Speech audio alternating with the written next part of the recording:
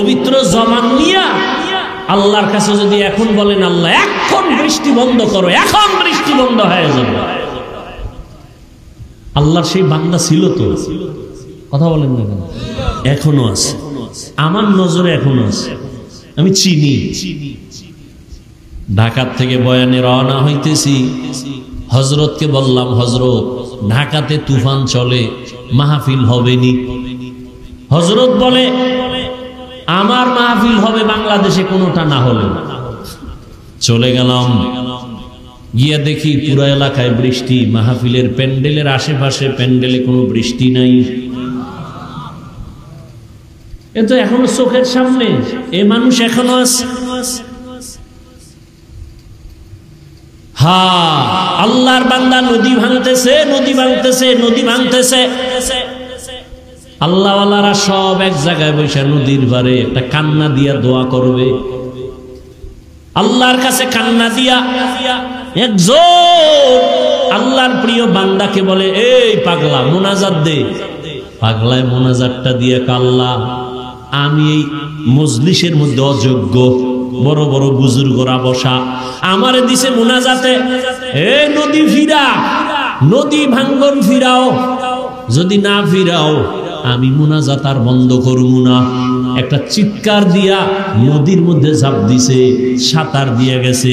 বুজুর্গ কয় ধরে, দৌড়াইয়া গিয়া ৩-৪ জনে যেখানে গিয়া তারে ধরছে সেখান পর্যন্ত আজও চর হইয়া গেছে, আজও পর্যন্ত ৫০-৬০ বছর হইছে, ওখান থেকে আর ভাঙ্গে না। আমাকে বরিশালের ঘটনা ভাইরা আমার।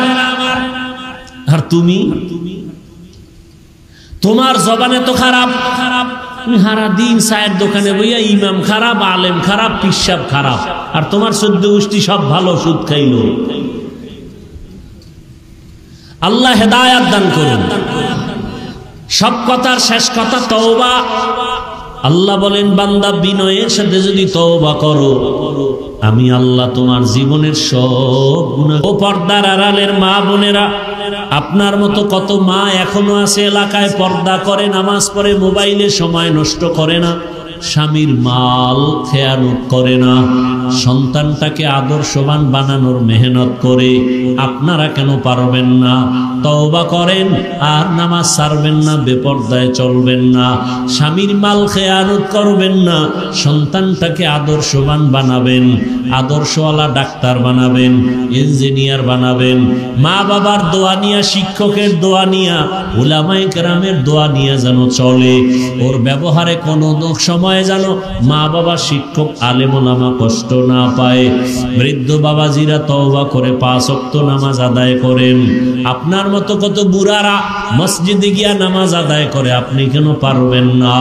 যুবক বাবারা আল্লাহর কাছে তওবা করো আর বলো হে মালিক, জীবনে কত নামাজ ছাড়লাম, দাড়ি কাটলাম, বেপরদায় চললাম, আজকে থেকে তওবা করে নিলাম, আর নামাজ ছাড়বো না, বেপরদায় চলবো না, মা বাবাকে কষ্ট দিব না, উলামায়ে কেরামের দোয়া নিয়া, শিক্ষকের দোয়া নিয়া, মা বাবার নেক দোয়া নিয়া, নবীজির আদর্শ মেনে চলবো।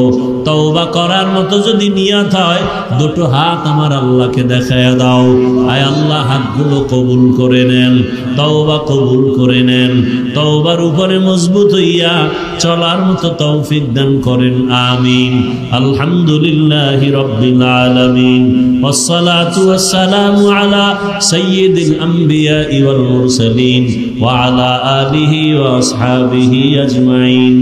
ইয়া আরহামার রাহিমিন, ইয়া আরহামার রাহিমিন, ইয়া আরহামার রাহিমিন।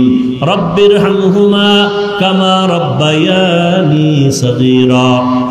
اللهم إنك عفو كريم تحب العفو فاعف عنا. اللهم إنا نسألك رضاك والجنة ونعوذ بك من سخطك والنار.